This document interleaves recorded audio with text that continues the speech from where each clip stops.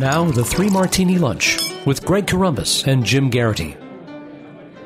And welcome, everyone, to the Wednesday edition of the Three Martini Lunch, along with Jim Garrity of National Review. I'm Greg Corombos of Radio America. We are sponsored today, once again, by Simply Safe Home Security. SimplySafe.com/Ricochet. We'll have more to say about them and the services they provide later in the podcast. Jim, the categories today are not just different, they're almost even hard to define. We have one that's definitely crazy. We know that. The first one is both good and bad. And the second one is just different. Could potentially be good. Could potentially be just weird. Anyway, on to the first one. Let's stop trying to diagnose them and just talk about them. This is courtesy of the Fox News channel. The headline, North Korean missile launch likely a failure. That's obviously good news. The bad news is they keep launching these things. The Pentagon now assesses the North Korean missile launch Wednesday likely was a failure. The missile did not go as far as intended. Officials with knowledge of the latest intelligence report said it did not reach Japanese waters and may have pinwheeled in flight, according to one official. Jim, I don't know a lot about missiles, but that probably is not the way it's designed to do. You realize you want to point it at the target the whole time. It's really not supposed to spin around or do cool stuff like that. Most missiles want to take the most direct route to the target. This comes right before Trump meets with the Chinese president. That timing's probably not coincidental. The missile is also apparently an older Scud, not the advanced land version of a submarine-launched ballistic missile, as first assessed by the U.S. Pacific Command last night. So they also fired a missile when Trump was visiting with the Japanese prime minister back in February. So this seems to be part of an emerging pattern whenever Trump meets with leaders from that part of the world. So, Jim, obviously, good news that it failed. Bad news, they keep rattling the saber here. And I guess additional good news, they launch missiles like a Tomahawk. Like a literal Tomahawk. Not a Tomahawk cruise missile, a literal Tomahawk. Yeah. You can kind of picture it spinning through the air. So here's the problem, or here's something to worry about. On the one hand, you feel like, this is North Korea. They're at it again. They do this every couple of months. Greg, I remember reading, I want to say, it was U.S. News and World Report or Time, one of those news magazines back in the mid-'90s about the threat of North Korea, concerns about war on the Korean Peninsula, descriptions of how quickly and how bad it would get very rapidly. Seoul, as we all know, is not too far from the border. They don't need special missiles to hit it. Their artillery could probably hit it, and a lot of people would die very, very quickly. Now, that's coming up on almost 3 decades ago. So we've kind of been living with this status quo of North Korea intermittently doing something aggressive and provocative and destructive pretty regularly. And I pointed out in the Morning Jolt today that it's 2010. They actually sank a South Korean naval ship. So their idea of saber rattling is to take the saber out of the sheath and stab you, right? But they don't, their idea of an acceptable way of sending a message is not the same as that of the West or South Korea. Now, is this a sign of something genuine escalation? Well, there's an interesting story in the Weekly Standard from a guy who says, look, if you look at the rhetoric, they're talking a lot more about reunification. And they don't mean like, someday we'll do this at the peace treaty table. They mean actual conquest of South Korea. On the other hand, this is North Korea. They're kind of crazy. They're always claiming that, I think it was, the Kim Jong-un's father once did a round of like 30 shots in 18 holes of golf and hit like 4 holes in 1 or something. So they're crazy and they're constant liars and all that kind of stuff. Having said that, when they launch missiles like this, it does appear their missile program is getting more advanced. I saw the latest estimate is we think they may have 8 nuclear weapons. We're not sure that those nuclear weapons work correctly. But here's the thing. If they think they work correctly, they're going to act very differently. And it does feel like that the danger on the Korean Peninsula is rapidly ratcheting up here. No, it certainly does. And obviously their leader is even crazier now than Kim Jong-il, which is a tough bar to clear. And Kim Jong-il was certainly crazier than his old man, Kim Il-sung. And it just appears as we transition to our not what sure to make of this, Martini, that the Trump administration has clearly decided that whatever we were doing with North Korea isn't working. So we need to do something different. The question is what that different policy might be. Rex Tillerson, of course, is the Secretary of State. He's already been over to the Far East to talk about this threat. And CNN and others are scratching their heads, as are we to some extent, about a 23-word response from Rex Tillerson to the latest North Korean missile test. CNN's getting all snarky about it, but here's the statement from Rex Tillerson. North Korea launched yet another intermediate-range ballistic missile. The United States has spoken enough about North Korea. We have no further comment. Unquote. So CNN, Chris Cillizza just went over there from the Washington Post. He's saying that's a total of 23 words. If you're counting, 23 words that leave you more confused when you get to the end of them than when you started. Is Tillerson trying to talk tough, or is he refusing to give North Korea the attention he thinks they're trying to grab in advance of the U.S.-China meeting? Somewhere in between, neither or both. Jim, it could be a couple different things here.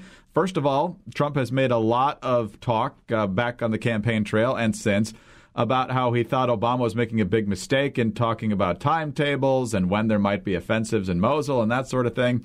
So he's just not going to have his administration talking about necessarily what the policy might be, might put the North Koreans on edge a little bit, or else they just don't know what they want to do yet. What do you make of this? I read that CNN report. I was like, I too noticed there was a really snarky tone to it. And I say, oh, it's Chris Cillizza. Okay, that explains a lot. And I get along well with him, but I just kind of like, oh, that's the way he writes. And perhaps I'm not the right person to throw stones at someone else for writing snarkily, but I just can observe that. Yeah, this is a strange statement from the U.S. Secretary of State. On the one hand, you can kind of see the logic here. North Korea does these sorts of things in order to get attention. Back in the 1990s, they were, the Clinton administration was more than willing to give them pretty generous food aid and other forms of aid, basically attempting to purchase good behavior from the North Koreans. And lo and behold, they cheated on the agreements and were secretly developing nuclear weapons all along. So, that's why most administrations have been wary about going down that course of action. North Korea constantly thinks if we behave badly enough, we will end up getting someone somewhere will be frightened of us. Someone will want to start making concessions. There are times the South Korean government has been more than eager to give them the benefit of the doubt. So on the one hand, Tillerson might be like, this is a toddler throwing a tantrum. We're just going to ignore him and not give him what he wants. And I understand the logic of that. It's very strange to see this in practice. It's very strange to see the Secretary of State say, yes, they've done something which is a direct provocation and a threat to our neighbors, and we're just not going to talk about that anymore. Traditionally, there's some value to the denunciation. Now, maybe we've reached the point where we feel like there is no value to the denunciation. But the other weird thing is that, somebody else in the administration doesn't think we've said enough about South Korea. It's an unidentified senior White House official speaking to CNN today who says, look, the clock has now run out and all options are on the table. It says this is a matter of urgent interest for the president and the administration as a whole, and they emphasize that all options are on the table. When you say all options are on the table, you presume military options are on the table. And it just seems – so somebody thinks we got to say stuff about this at the White House, but Tillerson doesn't. And also this doesn't occur in a vacuum. Rex Tillerson did not take foreign press with him on his first foreign trip, or I think he had maybe one reporter, Erin McPike from Independent Journal Review. She did not file reports during the trip. She was not acting as a pool reporter for everyone. This is a big change from previous behaviors of secretaries of state. And, you have folks on the right like Elliot Abrams saying, whoa, Mr. Tillerson, communicating to the public and answering questions, that's part of the job of Secretary of State. It's not just negotiating behind closed doors. You are in some ways a salesman for the administration's foreign policy. Communicating to the press and to the world is a big part of the job of the Secretary of State. So when we saw it was dealing with Syria, not North Korea, but when we saw Nikki Haley issue a statement last night that was just blistering the Assad regime, no pun intended for the use of chemical weapons, I kind of wondered if Nikki Haley is kind of turning into the de facto Secretary of State. That if we have one person who's going to be speaking for the administration's foreign policy, you certainly are hearing a lot more from Haley than you are from Tillerson. So I characterize this one as the underserved Martini. Secretary Tillerson, I think there's supposed to be a little more here. I'm going to send this back to the bar because it feels a little light, shall we say. I don't usually send drinks back, but this is one where I understand the philosophy of Tillerson, but I think when a regime like North Korea's does something outrageous and provocative, we really should be coming out and saying this is outrageous and provocative. You know what's a good gig, though? What? Rex Tillerson's stenographer. Take a message. Okay, you're done. Go. Any shorter and it would be an emoji. Maybe he's just trying to get with the millennial crowd. He knows the attention span isn't that great. Throw out 3 sentences. Everybody's kind of knows where you're coming from. Anyway, let's talk about Simply Safe Home Security. When you order your Simply Safe Home Security system online, you are taking the first easy step to protecting your home and your family. With entry sensors, motion sensors, and glass break sensors, soon you'll make your home a burglar's worst nightmare. And you'll be done setting it up in under an hour. Simply Safe comes pre-programmed to work right out of the box. Just plug in the base station and it will talk you through the whole process. Seriously, even someone who isn't the slightest bit handy, like myself, can install it. The entire system is wireless, so there's no need to drill holes in your walls or do other permanent damage.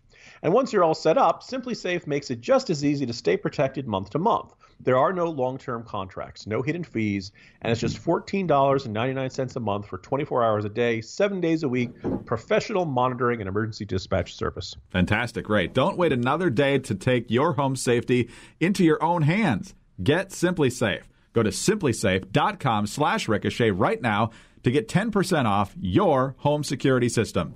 That's spelled SIMPLISAFE.com. Go now, simplysafe.com/ricochet. Let's talk about the official Crazy Martini for the day. The left, particularly Black Lives Matter people, are very, very upset with Kendall Jenner, that political provocateur who is the spawn of... part of the ever-growing, ever-more covered Kardashian clan. Yes.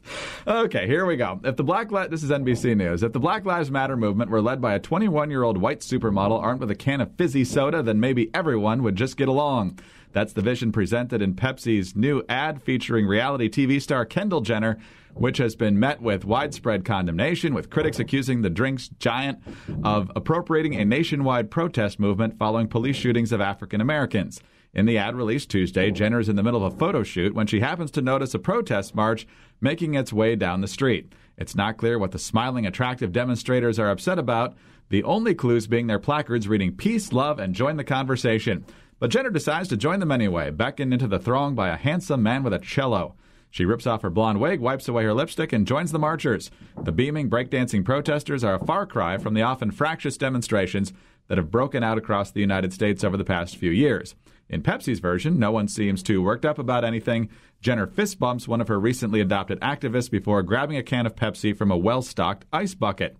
Then comes the ad's climax, and perhaps the part that has caused most uproar. Jenner reaches the remarkably calm front line of the protest. She spots an officer, walks up to him, and hands him the Pepsi. He takes a sip. A woman wearing a nose ring and a traditional Muslim headscarf takes a photograph, and everybody cheers. The ad has sparked accusations that Pepsi has appropriated a racial protest movement to sell a global fizzy drinks brand. Many people believe the final scene in particular is a direct reference to one of the defining images of the Black Lives Matter movement, a photograph of Leisha Evans, a 28-year-old nurse being detained in Baton Rouge, Louisiana. You've got folks like Charles M. Blow, who we've talked about glowingly on this podcast, saying it's time to boycott Pepsi. You've got other people on the left posting pictures from the civil rights era in the 60s with police beating black demonstrators and saying, does this guy deserve a Pepsi too? Jim, once again, the left, nothing's not an outrage to the left. Well, let's start at the top here, Greg. Charles Blow should not be boycotting Pepsi because he doesn't like their ad. He should be boycotting Pepsi because it tastes like swill. Okay, those of us with taste buds generally prefer Coca-Cola products. Let's get this out. And so, granted, it's not like Pepsi can advertise, "Hey, our soda tastes good." Your mileage may vary. But they go, like, first of all, this is like a 3-minute, clearly designed a web ad. Clearly, this is designed to get people talking. And dear listeners of the 3 Martini Lunch, let me tell you, very rarely do I say these 2 sentences in the same order. This ad is terrible. You have to watch it. It's so bad. It's really kind of hysterical. It is a Dagwood sandwich of bad, in which one bad idea gets piled upon another, and then they put in another bad one, and they put bad sauce on top of it, in between 2 bad slices of bread. I'll just give you some of the highlights. I put a couple of these on Twitter, and I have a feeling I'll be ranting about this throughout the day. For starters, Greg, I don't know if you've had a chance to see it and watch it. It begins with a guy practicing his cello. alone on the top of a skyscraper in LA. Now, I don't play an instrument. I don't know where I would practice. I don't know if he's supposed to be isolated or he's above it all. Whatever it is, somebody said, "Oh, it's like Fiddler on the Roof. It's the cello on the roof or something." So it's this it really belongs in a Michael Bay movie sort of thing. I think this is where the aliens arrived in Independence Day. But then down at street level, there's a protest going on, but it's the most strangely generic protest we've ever seen. It's very diverse. Everyone is happy. There are lots of peace signs. There's no stop the war. There's no stop drone strikes. There's no stop anything like that. There's one sign which is very visible, Greg. It says, "Join the conversation." Greg, have you ever seen a protest in which the big rallying cry is, "Join the conversation"? No. There are some in Asian languages and things like that. It's kind of, sort of Black Lives Matter. It's kind of, sort of the Women's March right after Inauguration Day. As somebody put it, it's like the stock photo protest. It's generic. It's just like, we're protesting something. We're protesting something. So this protest marches down the street. And then Kendall Jenner, who admittedly I would not be able to pick out of a lineup, but apparently she's doing a photo shoot in this storefront area right along the street where the protest is going on outside, and there's no security. Greg, how many years do you think it's been since Kendall Jenner has gone anywhere without security and a complete cordon and velvet rope lines around her? Good decade, probably. Right. I mean, celebrities and models do not do photo shoots in urban storefronts with no security as there's a giant protest going on outside. All right. So clearly this is taking place in some sort of parallel universe where this sort of thing happens. Now, meanwhile, the Muslim photographer is looking at photo sheets and prints and negatives of some sort of, I assume this is her work. Presumably maybe she's looking at somebody else's. But she's looking and she gets really frustrated. And so finally she becomes overcome with it and she sweeps them all off the table. She's angry. Now, as far as I can tell, this is her work. She's really mad at her own work. She's really disappointed in herself. There's something, so it's really more of an existential crisis for this Muslim woman photographer. But she hears the protesters and she decides to go outside. I don't think this is really going to help her if she's that upset with her own work. I don't know if it's out of focus.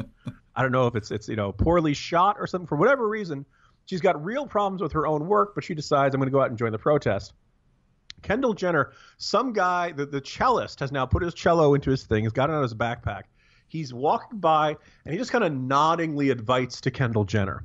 And they make eye contact. Now, Greg, that it's not often that celebrities welcome eye contact from just strange guys on the street. Or secretaries of state, apparently. Although that's been debunked.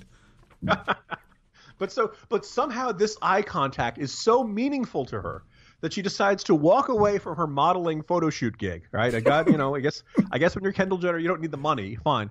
But it turns out she's been wearing a blonde wig this whole time. So she takes off the blonde wig, hands it to a black woman. I'll let you just decide if you think that's, This is apparently the Black Lives Don't Matter rally. I'm a celebrity. Hold this. And she marches off in her now, somewhere along the line, she's in this this silver dress in the photo shoot, but somehow she changes by the time she joins the protest. She wipes off her lipstick, but there's no smear. By the way, for about 10 milliseconds, you get a picture of two trans people in this protest. So Pepsi's got them, but we're not going to show them too much because, maybe you wouldn't want to drink Pepsi, that kind. So we are literally, it's like the social justice warrior checking the box. We've got them. Nobody can say we left them out, but we're just not going to spend that much time with them. So at some point, Kendall Jenner changes into jeans and casual clothes, makes her way out to the front of this protest, and she has a Pepsi. And this is obviously this Pepsi is now like the holy grail. It is now the most unbelievably important object in this entire generic peace protest. And there's a line of, blue uniformed cops who initially look very tough, but then you look at it and you're like, actually, these are male models playing cops. And Kendall Jenner approaches with the Pepsi. Now, on the one hand, I have to give the generic peace protesters a little bit of credit. They're using good judgment. They are wise. Always send the hot celebrity out first because there's no way the cops will pepper spray her. Okay. Meanwhile, the Muslim photographer is taking pictures of all this, so there'll be evidence if, heaven forbid, the cops beat her or something. But the cop takes the Pepsi from Kendall Jenner. She offers it, he takes it, and this Muslim photographer is just thrilled. This is the most joyous thing she's ever seen in her life, and the entire crowd then begins to roar with applause and cheers because the cop is drinking a Pepsi. Greg, the day the Bears win the Super Bowl, you won't cheer this loud. And like they're hugging and they're dancing. It's VE Day for this crowd for some reason because this cop has chosen to drink Pepsi. And then the one cop kind of looks at the other cop next to him and kind of gives this sheepish grin, which makes sense if he's like, "Hey, she gave me her number" or something like that, or But none of that. We don't get any of that detail to this or something. So the closing slogan of this commercial, Greg, Pepsi, live for now. What? That's not ominous, is it? Pepsi, don't worry about the sugar in this. You don't have to worry about long heart disease or long-term health issues. Live for now because we may be dead tomorrow. So, peace, love, there's a and lot Pepsi. to work with in this one. I guess what's most remarkable about this, what really makes this the crazy martini, is the sense that a whole team had to come up with this, and at no point in this entire process did anybody say, "Yeah, I don't think this is working out well. This is not this is not the image we want to go for." And finally, my closing message to any company contemplating advertising with this kind of a theme: do you even want to market to social justice warriors? These people are angry and upset and offended all the time. There's nothing you can portray in your commercial that will not anger, upset, and offend them. You shouldn't be advertising to them. You should be advertising on the 3 Martini lunch, just like Simply Safe. Well, good luck after calling Pepsi swill. That's going to be hard for Fred to get that one lined up. Yeah, we might turn them down, Greg. You got to have standards somehow. Oh, we love our sponsors, though, especially Simply Safe today. We'll talk about them in just a second. Jim, great as always. Talk to you tomorrow. See you tomorrow, Greg. Jim Garrity of National Review. I'm Greg Corombos of Radio America. Thanks for being with us today. And remember to visit our friends over at Simply Safe Home Security, simplysafe.com/ricochet. Do it right now to get 10% off your home security system. And join us again on Thursday for the next 3 Martini Lunch.